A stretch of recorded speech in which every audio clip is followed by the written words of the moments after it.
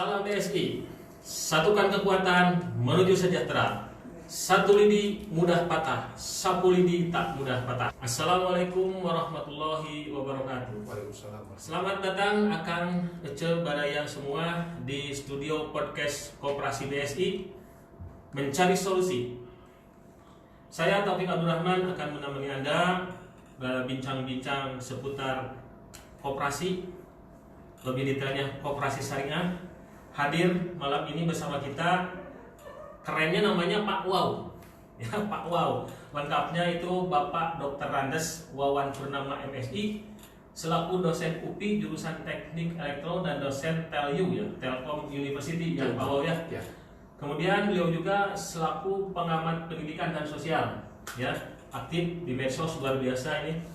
Kemudian juga beliau mendapat amanah sebagai pembina Yayasan Masjid Baitur Rahim Permata Kopo dan juga selaku Sekretaris Jenderal HFI Himpunan Fisika Indonesia Jawa Barat. Jadi beliau ini adalah sekjen dari HFI Jabar ya.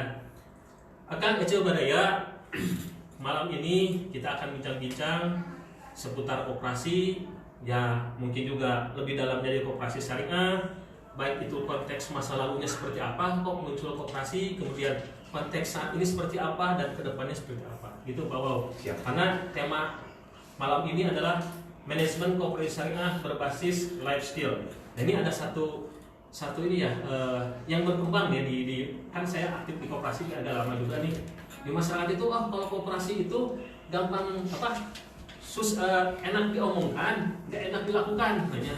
Tapi ternyata nih materi ini kan berbasis life skill, artinya kan ini prakteknya gitu seperti apa.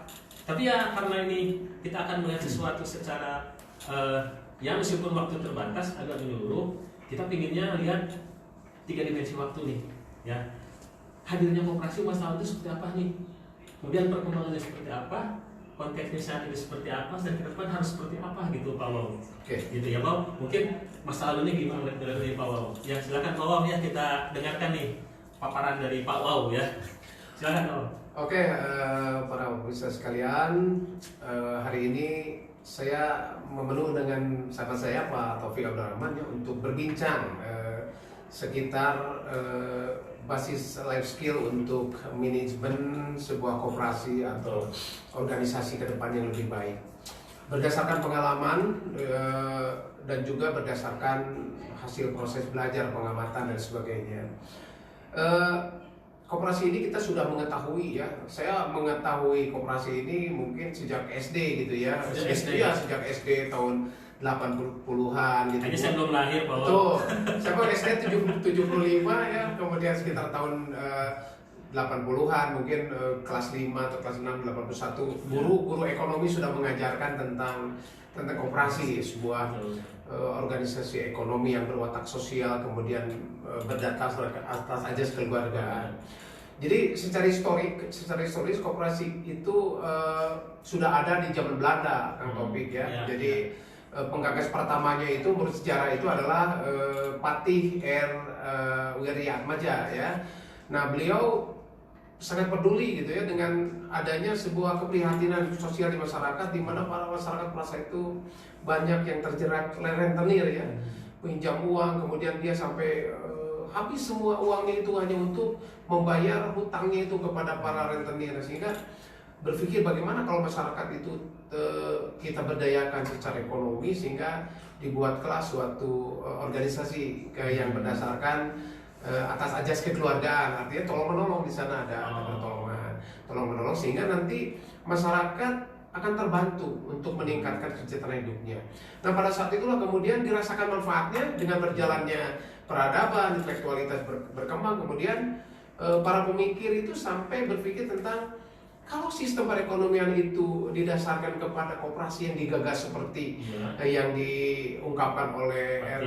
Wiryatmaja itu, maka pasti bangsa ini akan terselamatkan, ya, akan terselamatkan dan kesejahteraannya akan meningkat. Sehingga 12 Juli 47 itu kan diadakan Kongres Koperasi pertama, kemudian dijadikan itu sebagai Hari Koperasi sekarang itu ya. Dan kemudian tahun 49 di Kongres Koperasi yang kedua didaulat wakil presiden kita ya Bapak Mr. Muhammad Hatta sebagai Bapak Koperasi. Karena kita ketahui proklamator yang satu ini punya ciri khas yang sangat kita kenal baik ya, kesederhanaannya, kemudian bagaimana dia mampu menciptakan sebuah sinergi dengan masyarakat bawah. Nah, sehingga bangsa ini soko gurunya adalah masyarakat bawah, karena paling banyak itu memang di masyarakat bawah. Sebagai negara berkembang, kemungkinan Muhammad Hatta berpikir bagaimana supaya negara ini tidak tertinggal awalnya, kemudian bagaimana negara ini supaya maju suatu saat ke depan, sehingga diciptakanlah suatu organisasi ekonomi itu.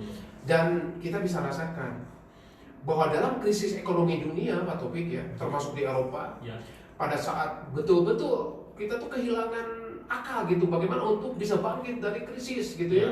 Ternyata di negara Eropa itu yang bisa bertahan hidup itu sistem perekonomian yang berbasis koperasi ya, kalau kita sebut sekarang yang berbasis syariah begitu ya.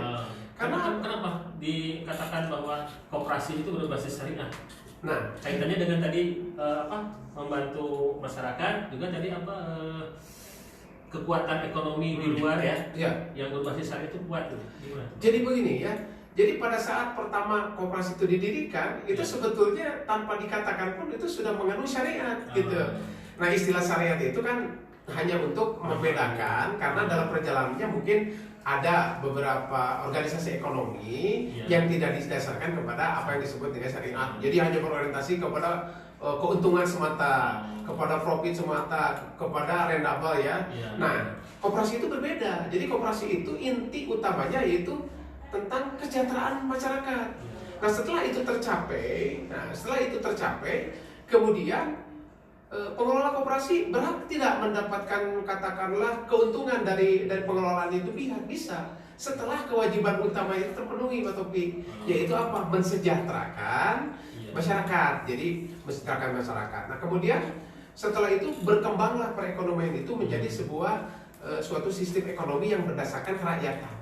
Nah, itu saja sudah menunjukkan bahwa sejak awal koperasi itu memang sudah menggunakan ekonomi syariah. Jadi dulu tuh koperasi belum ada label syariahnya, sehingga prinsipnya sudah syariah. Karena sudah membebaskan diri, sudah ada satu pola kerjasama, kerakyatan gitu ya Pak. Dan wataknya sosial, Pak. Jadi itu orientasinya itu bagaimana pengurus ini atau misalnya orang yang mengelola perekonomian itu berpikir pertamanya itu bagaimana supaya masyarakat itu berdaya, bertahan hidup, mampu bertahan di level break-even point kelayakan hidup. Nah, setelah itu, kenapa koperasi harus punya hasil, harus punya keuntungan agar kiprahnya lebih luas.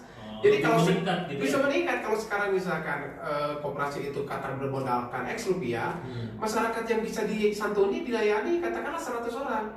Dengan bertambahnya hasil, dengan bertambahnya katakanlah keuntungan, maka segmentasinya akan lebih banyak, Pak. Bisa jadi 200, 300. Meskipun tetap watak sosialnya kental ya. Itu karena tujuan utamanya yang memang berwatak sosial gitu. Pada suatu saat koperasi ini akan berkembang ya. Jadi akan berkembang suatu kreativitas sehingga fungsi sosialnya tetap dipertahankan. Tetapi koperasi ini ke depan harus bersifat koperasi modern. Artinya apa? Tata cara pengelolaannya harus berdasarkan dengan tuntutan zaman. Makanya kawan hari ini bercerita tentang bagaimana koperasi ini berdasarkan pada life skill untuk peningkatan manajemen pengelolaan koperasi. Karena kalau koperasi itu tidak melakukan kreativitas, inovasi, maka akan hilang dengan sendirinya. Bukan koperasi sebagai konsep aja ya, memang dari awalnya udah memang skill gitu, sebetulnya tinggal peningkatan aja. Jadi ada dua, Pak Taufik. Pertama ada katakanlah peradaban ya. Jadi kalau peradaban itu berkembangnya dari pengetahuan. Kemudian ada juga yang disebut dengan adat. Adat itu berkembang secara alamiah kan. Nah, kebudayaan atau adat itu berkembang dari naluri manusia.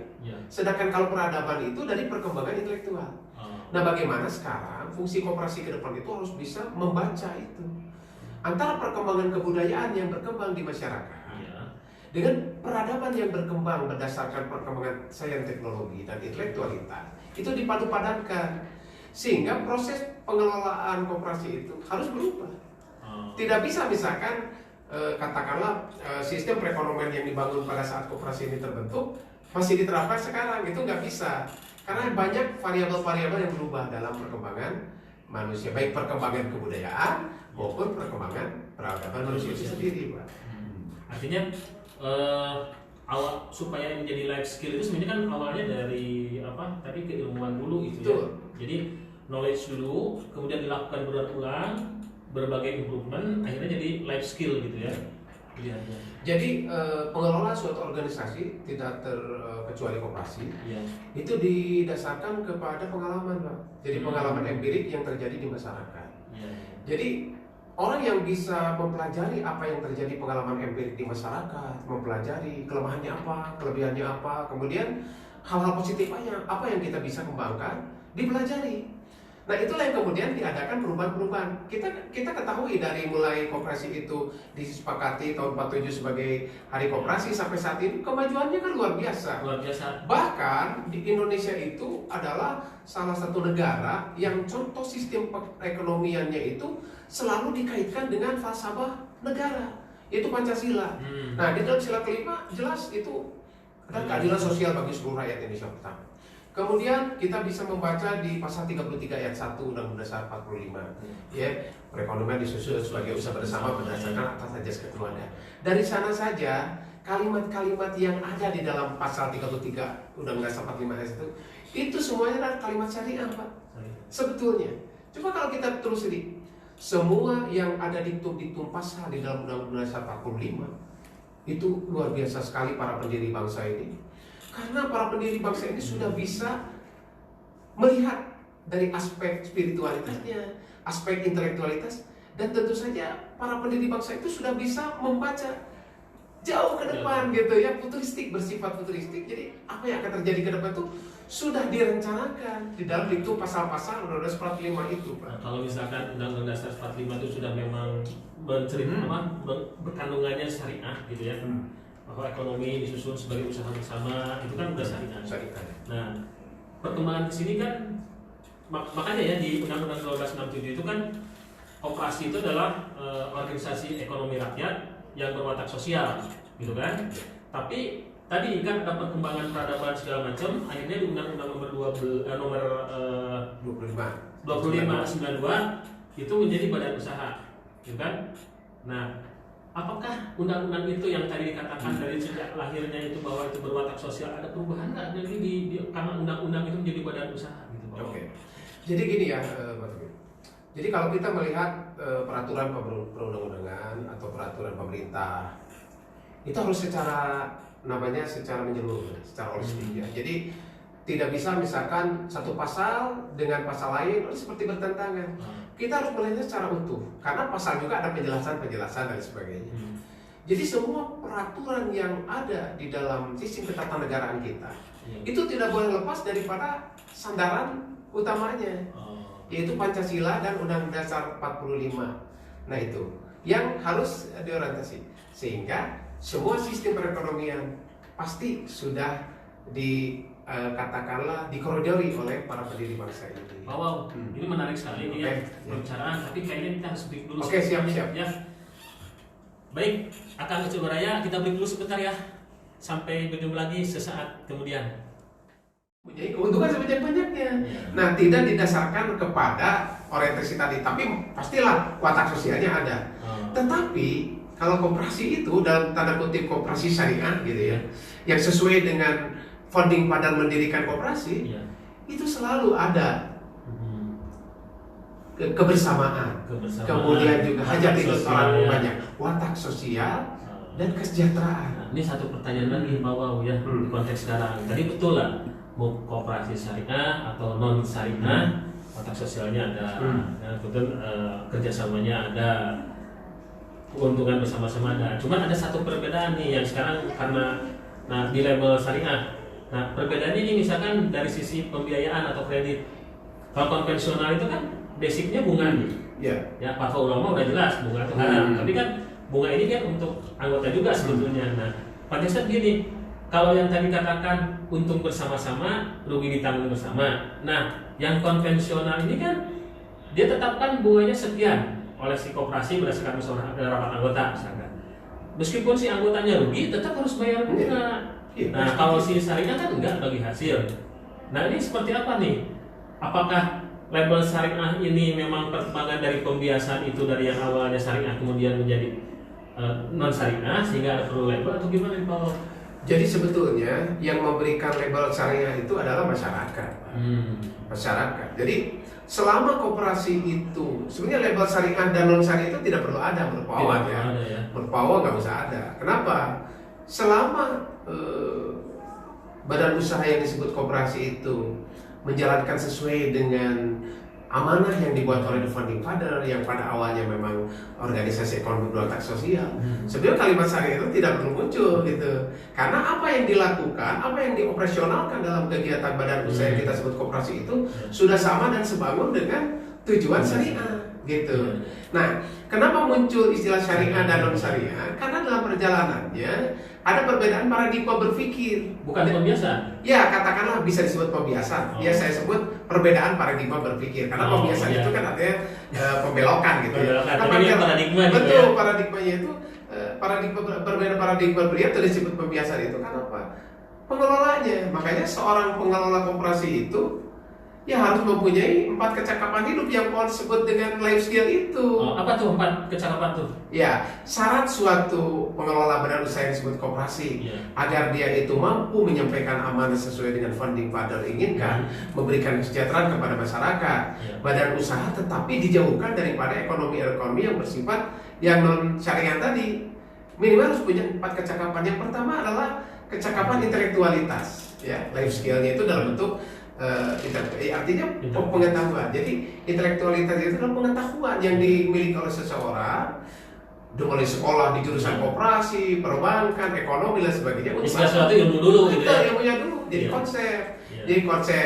konsepnya itu adalah intelektualitas. Jadi seorang pengelola koperasi yang bisa bertahan hari ini dan masa yang akan datang harus cukup ilmu Pak Taufik. Harus belajar terus ya. Iya, tidak boleh sekarang pengelola koperasi yang mempunyai kemampuan intelektual yang rendah. Itu akan bisa mudah dikalahkan oleh sistem ekonomi yang sangat banyak setiap detiknya mungkin akan muncul itu. Nah, yang baik atau yang tidak baik kan kita tidak tahu. Apa yang menguntungkan masyarakat atau hanya menguntungkan diri sendiri, kita tidak tahu. Bagi pengelola sistem katakanlah badan usaha yang berbasis koperasi syariah itu harus memiliki kematangan intelektual, harus pintar lah, seperti Pak Taufik contohnya lah. Amin. Seperti di yayasan saya juga itu orang-orang pintar begitu ya, dari mulai pengurus, pemimpin harus orang-orang punya kemampuan. Yang kedua apa tuh? Harus mempunyai kematangan emosional. Emosional ya. Masuk kematangan emosional itu kalau definisi kawan adalah suatu dorongan yang kuat dari seseorang untuk mewujudkan suatu keinginan. Itu kan bagus. Jadi kalau dalam bahasa agama disebut giroh, keinginan yang kuat untuk mendapatkan sesuatu itu diperlukan loh. Tapi sisi positifnya apa ya? Sisi positif karena emosional seseorang itu adalah pendorong orang untuk berubah. Kalau emosionalnya tidak katakanlah tidak wajar, tidak ada apa keinginan. Mau berubah takut, ya kan? Mau meningkatkan saya takut rugi, mau usaha takut rugi. Semua serba takut gitu. Orang yang punya kematangan emosional, dia mampu mengambil sebuah risiko. Tapi tadi itu karena dia punya intelektualitas, pasti apa yang dia lakukan itu diperhitungkan dengan baik. Lebih self motivation gitu ya? Motivasi untuk berubah, itu emosional. Berubah dan berubah juga. Bisa berubah diri sendiri dulu Pak. Setelah diri sendiri itu matang berubah, baru bisa berubah. Nah, makanya tidak mungkin seorang yang emosional itu bisa berubah lebih baik atau berubah orang lain tanpa memiliki intelektual yang bagus. Nah, ternyata Pak Topik, 2 kematangan itu saja tidak cukup. Gitu Pak. Nah, kalau ekonomi syariah atau koperasi syariah harus ada kematangan yang ketiga, yaitu apa? Spiritualitas Pak. Pengetahuan agama yang mencukupi tentang hukum-hukum Islam sehingga di dalam menjalankan sistem perekonomian itu tidak bertentangan dengan Al-Quran dan hadis. Jadi sesuai rel. Jadi kalau di dalam agama kawan bisa katakan ada ta'awanu 'alal birri wat taqwa. Jadi bertolong-tolong dalam kebaikan dan takwa. Itu artinya bahwa mari kita bekerja sama melalui badan usaha ini untuk sejahtera. Kalau kita sejahtera maka ibadah akan tenang Pak. Kalau kita sejahtera, maka kewajiban seorang suami terhadap istri akan terpenuhi. Kewajiban orang tua terhadap anak-anak bisa sekolah, bisa berusaha, mungkin istrinya juga bisa berusaha di rumah, meningkat kesejahteraannya, tanpa beribadah. Karena kalau miskin itu akan dekat kepada kekafiran, Pak. Orang miskin itu dekat loh kepada terjerumus kepada kekufuran. Oleh karena itu di dalam agama seperti pesan Rasulullah, orang itu harus meningkat, harus lebih baik kan hari ini daripada yang kemarin, besok harus lebih baik dari ini, termasuk ekonomi harus meningkat. Nah jadi kita harus melakukan pendekatan spiritualitas. Nah bagi seorang manajemen koperasi, pengelola koperasi, kita harus bisa memahami Pak bahwa pendekatan spiritual itu didasarkan pada dua hal. Jadi masyarakat itu terbagi dua Pak Topik. Ada masyarakat dakwah namanya. Ya. Yang kedua ada masyarakat amar ma'ruf nahi munkar. Nah, apa itu umat dakwah atau masyarakat dakwah? Masyarakat yang level keilmuannya terbatas, masih awam. Jadi kita harus berhati-hati mengajak mereka itu. Tidak bisa mereka itu secara langsung ini tidak boleh, ini boleh, ini haram, ini halal. Tidak bisa masyarakat. Mungkin saja ada kebiasaan yang kita pandang itu kurang baik di masyarakat.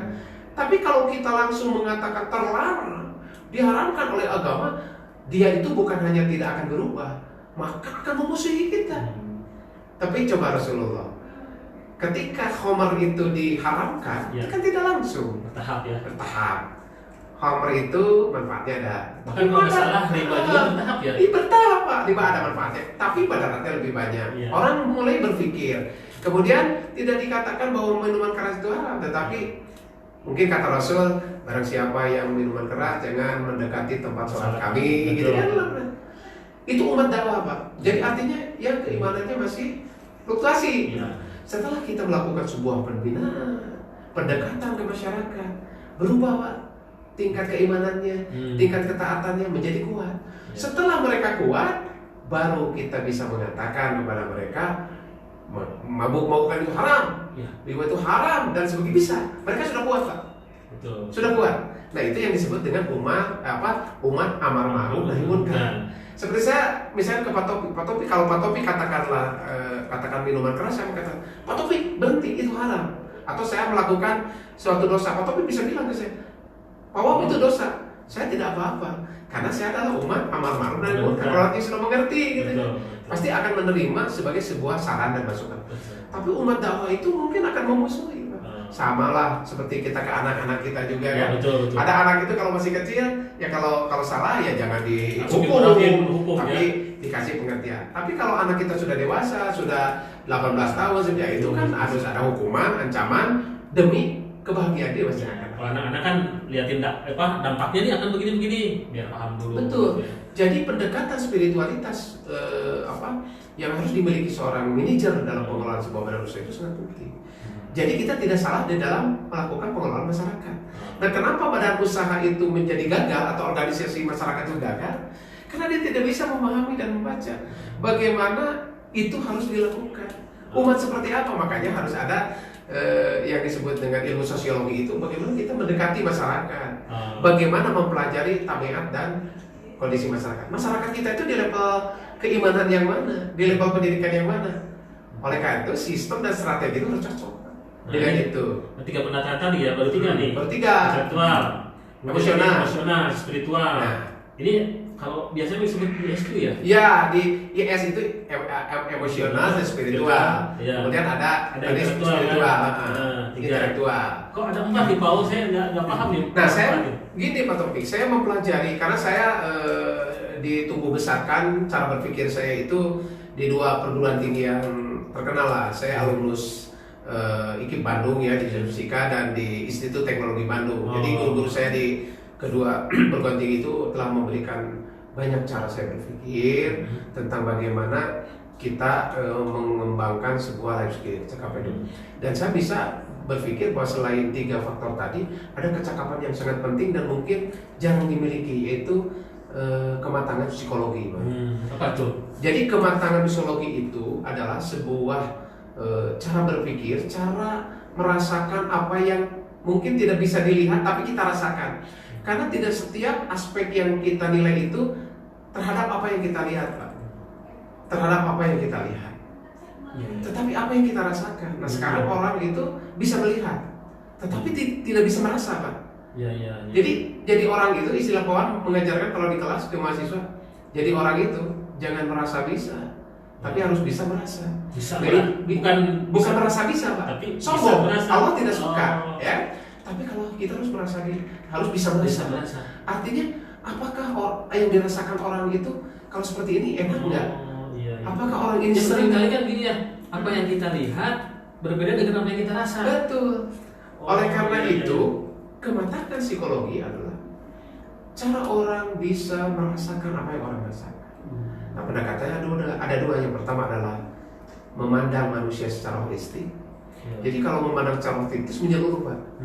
Jadi kalau melihat katakan orang berbuat salah, jangan hanya itu saja.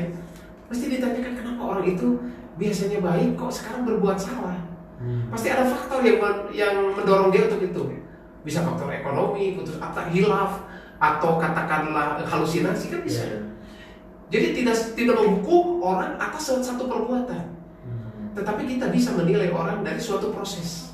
Makanya cara berpikir ada konsep, ada konteks, ada proses. Nah, harus dilihat. Ya, konteksnya sudah benar, kaitannya sudah benar, konsepnya benar, prosesnya benar. Kemudian melihat orang itu tidak menghukum atau menyalahkan orang itu berdasarkan apa yang kita lihat saat itu. Harus ada proses. Itu melihat secara holistik. Jadi harus menyeluruh. Setelah kita mempelajari, baru kita melakukan penilaian. Jangan sampai penilaian itu diberikan sebelum kita tuntas. Masih katakanlah prematur, kita sudah menjudge orang bersalah, ya kan? Masih belum banyak data, kita sudah udahlah kalau apa yang dikatakan udahlah bohong. Berarti yang bersangkutan belum bisa merasa ya? Belum bisa merasa. Baru bisa merasa bisa.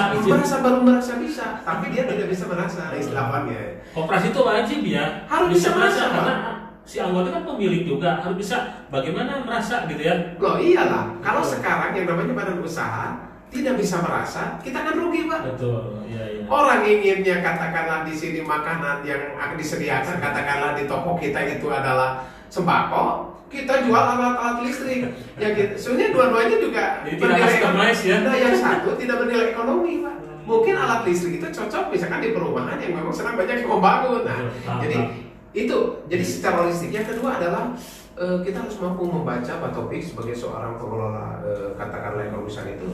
Yang bersifat dengan sifat masyarakat yang berlandaskan behavioristik. Artinya apa? Perubahan tingkah laku. Jadi kita melihat kecenderungan masyarakat. Selama perubahan tingkah laku itu alamiah, tidak bertentangan dengan norma agama dan norma masyarakat, kemudian tidak ada unsur rugi, biarkan saja. Itu masalah warna saja. Tidak berbeda. Misalkan masyarakat agraris supaya seperti ini, masyarakat pedagang seperti ini, kita silakan. Kita tidak bisa memaksakan, Pak. Tingkah laku seperti apa yang kita, misalkan kita pengelolaan usaha, harus begini orang itu, diplot oleh kita, dipaksakan ke masyarakat, bertabrakan, Pak. Tidak bisa.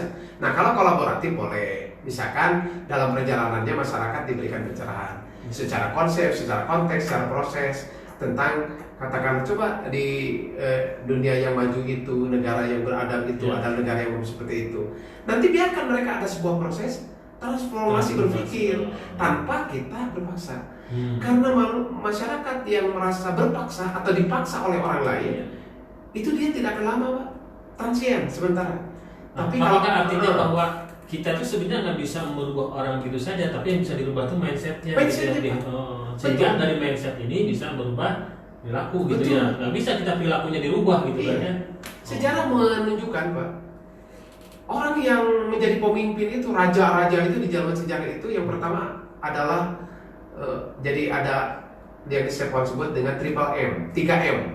Kalau zaman dulu, zaman primitif, M yang pertama itu muscle, otot. Jadi yang disebut pemimpin itu adalah yang mampu mengalahkan musuh-musuhnya. Samson, Hercules kan tidak terkalahkan, Pak. Jadi Hercules, Samson itu menjadi raja, menjadi pemimpin di komunitasnya.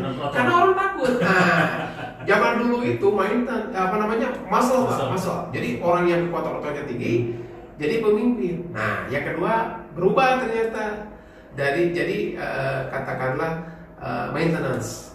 Jadi yang kedua money dulu, Pak. Money itu uang, Pak. Jadi ternyata orang yang ototnya kuat bisa ditembak dengan peluru, dikasih aja uang, bunuh gitu, kan bisa dulu. Ya, Sehingga orang yang punya duit di zaman Portugis itu, di zaman revolusi Prancis, di revolusi ini, orang yang punya duit, ya. makanya orang berlombanya bukan memperbesar otot Pak, tapi mencari duit, kekayaan, revolusi industrial. Orang yang kaya, orang yang punya duit, mampu merubah perilaku masyarakat, jadi raja kan? Nah itu, kalau sekarang istilahnya sultan gitu kan. Jadi orang yang punya uang bisa apapun, bisa mempermainkan hukum, bisa mempermainkan agama, kasarnya bisa mempermainkan masyarakat. Kemudian bergeser, dan ternyata itu tidak bertahan lama juga Pak, ya kan? Hancur juga. Nah di zaman teknologi milenial ini, di generasi 4.0 yang memang menuntut kreativitas, M yang ketiga Pak, mindset. Itulah yang harus dikuasai. Orang yang memiliki mindset, perubahan mindset yang bagus, mainnya bagus, cara berpikirnya bagus, maka dia tidak kaya pun Pak, tidak berotot pun akan menguasai dunia. Coba sekarang seorang remaja misalkan yang berusia 16 tahun sudah bisa menghentikan perang nuklir misalkan dengan jaringan informasi, Pak. Dengan penguasaan IT, artificial intelligence. Itu sekarang yang dikenyang. Jadi kalau misalnya koperasi ini atau badan usaha ini sustainabilitasnya tinggi, bertahan ke depan yang harus kita kuasai itu adalah mindset, Pak. Jadi mari kita selalu mengadakan diskusi-diskusi seperti ini, Pak, untuk merubah mindset. Karena mindset itu bisa bangkit dari diskusi, Kak, dari berbicara gitu, dari membaca, dari berbicara, kemudian berbeda pendapat, ya kan? Dari sini kita akan muncul kreativitas. Nah, kreativitas itu sesuatu yang diundang, Pak. Bukan yang diberikan Tuhan. Oh, kamu harus kreatif nggak kayak gitu, Pak. Kalau akal diberikan Allah, betul. Setiap manusia diberikan akal sehingga manusia lebih mulia dibandingkan makhluk lain. Tapi akal itu adalah energi potensial. Jadi aja menjadi sesuatu ya. Belum, itu seperti tepung, mentega, telur, gula. Nah, apakah itu bisa menjadi apa? Nah itu. Jadi akal itu seperti itu, Pak. Besi, Pak. Itu adalah energi potensial. Kalau besi itu diberikan kepada para pengrajin pakan perkakas, jadi pisau, Pak. Pandai besi, jadi pisau, Pak. Kalau besi itu dikasihnya ke orang Cipaci, Pak, jadi senjata angin, Pak. Kalau besi itu dikasih ke orang Jepang, jadi Verosa, Pak. jadi apa? Jadi Alphard, Pak. Itu besi, Pak. Nah, jadi akal itu seperti itu, diberikan kepada manusia sama oleh Allah. Bagaimana kita mengelola itu? Nah, itu kita harus punya life skill. Dan life skill tidak diberikan Allah, tapi kita jemput, kita cari. Nah, mencarinya dengan cara apa? Literasi. Literasi itu bukan hanya membaca, berdiskusi, fokus ke diskusi seperti ini, kemudian berbeda pendapat, kemudian seminar, diklat yang selalu mau lihat di koperasi Baitur Syariah ini luar biasa gitu, diklat. Jadi orang itu akan tercelaka. Jadi kita harus menjemput, Pak. Jadi ke depan manajemen koperasi ini harus menjemput kreativitas itu. Kita ciptakan suatu atmosfer berpikir, atmosfer katakan berdialog seperti ini, sehingga kreativitas akan muncul. Mustahil kreativitas akan muncul kalau kita tidak melakukan suatu penjemputan. Oke, kan tadi udah kita cerita masa lalu perjalanan koperasinya, kemudian ada beberapa pergeseran paradigma, kemudian bagaimana konteks saat ini harus ada 4 pendekatan tadi ya, dari mulai pendekatan intelektual, emosional, spiritual, sama psikologikal gitu kan ya. Kaitannya dengan zaman sekarang itu yang menjadi raja itu yang mindsetnya yang mampu menguasai. Ya, nah itu kan berjalannya waktu itu harus menjadi life skill gitu kan ya. Nah, dengan konteks saat ini ya bawahnya, nah kira-kira harus gimana nih supaya apa yang tadi dijelaskan untuk sebuah organisasi khususnya koperasi syariah tentunya untuk bisa tumbuh terus gitu kan ya, kan ada apa istilahnya, kita prediksi sukses nih gitu ya.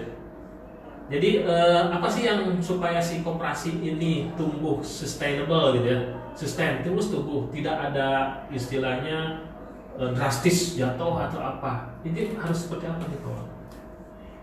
Kawan menamakannya ini adalah yang disebut dengan kecakapan abad 21. Kita berada di suatu era yang abad milenial itu abad 21, Bang. Ya. Nah, itu harus dimiliki oleh kita semua itu. Jadi life skill yang Puan jelaskan tadi itu sebetulnya harus berdasarkan juga kepada kompetensi-kompetensi yang banyak. Nanti mungkin lain kesempatan Pak juga berbicara tentang soft skill, ada 7 area soft skill untuk keberhasilan. Tapi paling tidak untuk menjawab pertanyaan Pak Taufik, bagaimana agar kita saat ini bisa melakukan sesuatu yang terbaik sehingga berdaya guna, berhasil guna, produktivitasnya tinggi, begitu kan? Itu yang disebut dengan keterampilan abad 21. Nah, bisa dijelaskan Pak? Keterampilan abad 21 itu mudah saja Pak Taufik, disebut dengan 4C. 4C. Jadi semuanya diawali dengan huruf C supaya gampang, begitu ya. Nah, C yang pertama adalah kreatif. Kreatif ya. Nah, kreatif artinya apa? Kemampuan untuk selalu menciptakan yang baru. Nah, sekarang misalkan katakanlah operasi, kalau tidak kreatif itu akan mudah Pak hilangnya Pak. Tapi kalau kita menciptakan sesuatu yang baru, berinovasi, kemudian ini masyarakat berubah di sini. Oh, kita ada kan itu kreatif Pak. Jadi kreatif itu menciptakan hal yang baru. Yang kedua, C yang kedua adalah kritis. Kritis ya. Kritis itu artinya kalau melihat sesuatu yang kurang, kita ingin memperbaikinya dengan apa yang kita mampu, dengan tenaga, pikiran, harta, apapun yang kita mampu, perbaiki Pak. Sebab membiarkan suatu kejahatan itu sama dengan persetujuan. Itu kaidah asal fikihnya. Membiarkan suatu kesalahan di depan mata itu artinya persetujuan. Jadi kita berdosa kan? Betul. Oleh karena itu, orang yang kritis adalah orang yang tidak nggak enak aja kalau melihat sesuatu yang salah itu. Kalau salah kita harus benar memperbaiki Pak. Dengan apa? Ya dengan kata-kata kan. Dengan kata-kata. Kalau kita mampu dengan katakanlah visi kita dengan jabatan saya misalkan untuk melerai. Saya misalkan punya jabatan sebagai katakan dosen misalkan ya. Kalau mahasiswa salah saya bisa, kamu jangan bersalah, jangan melakukan kesalahan. Kalau tidak kamu tidak lulus. Nah itu kan ancaman. Artinya dia berubah lebih baik. Oke. Jadi kalau seperti seorang tokoh masyarakat yang dihargai, dia bisa melakukan pendekatan. Kamu jangan seperti itu. Jadi dengan kewibawaannya orang. Nah, jadi orang bisa berubah. Jadi membiarkan suatu kesalahan itu adalah persetujuan. Ingat itu itu kritis. Nah, kemudian C yang ketiga, Pak Taufik, komunikatif ini yang penting. Jadi Pak Taufik punya ide nih yang bagus ya. Punya katakanlah kreativitas yang tinggi. Kritis Pak Taufik, tapi Pak Taufik tidak bisa menyampaikan. Orang tidak akan ngerti Pak. Iya kan? Menyalurkan mengkritisi ini susah kalau mau ada kok. Betul. Kalau kita suka, saya sering ke mahasiswa. Kalau lu suka kepada seseorang di kampus, kepada seorang cewek, katakan. Aku suka sama kamu. Kamu mau nggak jadi pacar aku? Atau misalkan aku ingin menjadi seseorang yang spesialis untuk masa depan kamu? Katakan. Sekalipun kamu pintar, kamu hebat, kamu kaya, tidak mengatakan. Orang tidak tahu Pak. Nah, tapi ingat komunikasi itu adalah strategi. Bagaimana cara menyampaikannya, gitu. Itu juga dengan misalkan orang sedang kondisinya tidak bagus, mau nggak kamu jadi pacar saya? Nggak mau. Itu seperti itu. Jadi harus lihat situasi. Jadi komunikasi itu adalah kemampuan orang untuk menyampaikan ide dengan sebuah strategi dan metodologi sehingga keinginannya itu goal sesuai. Paham ya betul ya komunikasi. C yang terakhir Pak Taufik, kita harus menyadari tidak mungkin ada sesuatu yang kita bisa berubah seorang diri Pak. Kita bisa berubahnya seorang diri, nggak mungkin Pak sekarang. Seorang sarjana fisika, ya, saya magister fisika, kalian saya bidang fisika. Tidak mungkin saya itu bisa hanya menguasai fisika. Harus berdiskusi dengan orang kimia, harus berdiskusi dengan orang geologi, harus berdiskusi dengan orang planologi. Baru ilmu saya itu berkembang. Sehingga riset saya itu tidak mungkin fisika saja, tapi harus dikolaborasi. Nah, saya yang keempat adalah kolaborasi. Jadi Pak Taufik, kenapa pelangi itu indah? Saya tanya. Karena berbagai warna. Karena warnanya berbeda, Pak. Namun nggak dimulai kemana? Kalau pelangi itu warnanya hijau saja, orang mengatakan itu bulat atau buto hijau segala macam. Kalau merah itu apa gitu? Pelangi itu indah karena berbeda. Paling tidak, saya pemain musik Pak. Saya ketika bermain piano, yang saya pikirkan ketika saya bermain piano apa tuh? Rasa syukur Pak. Diciptakan oleh Tuhan itu, tutnya itu ada hitam dan putih. Kalau putih saja saya bermain tidak enak Pak. Harus ada crash mall di dalam itu. Nada setengah, naik setengah, turun setengah. Kemudian chord baru saya bisa memainkan piano dengan baik dan orang mendengar dengan sangat indah. Karena ada hitam putih, Karena ada perbedaan minimal, apalagi perbedaan semakin banyak perbedaan, semakin indah. Coba Pak Taufik suatu ketika nonton atau di YouTube boleh konser musik di Eropa, itu ada apa saja Pak? Ada piano viola, itu apalagi cello, cello, trompet, saksofon, semua alat musik ada di sana. Tapi indah. Jadilah Sebastian Bach, gitu kan?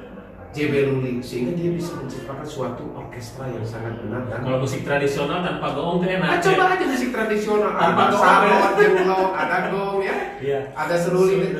Itu karena berbeda. Oke, jadi para pemirsa sekalian yang budiman, mungkin di akhir diskusi ini poin berpesan ya kepada kita semua. Berpesan nih. Jadi pesan pertama adalah jangan pernah berhenti bermimpi. Jadi dari mimpilah kita berubah. Dari mimpilah sebuah gairah, suatu giroh, keinginan yang kuat itu bisa muncul. Tanpa bermimpi, mustahil orang akan berubah. Mimpilah setinggi-tingginya seperti bintang di langit dan raihlah mimpimu itu sampai kamu mampu meraihnya. Itu yang pesan pertama.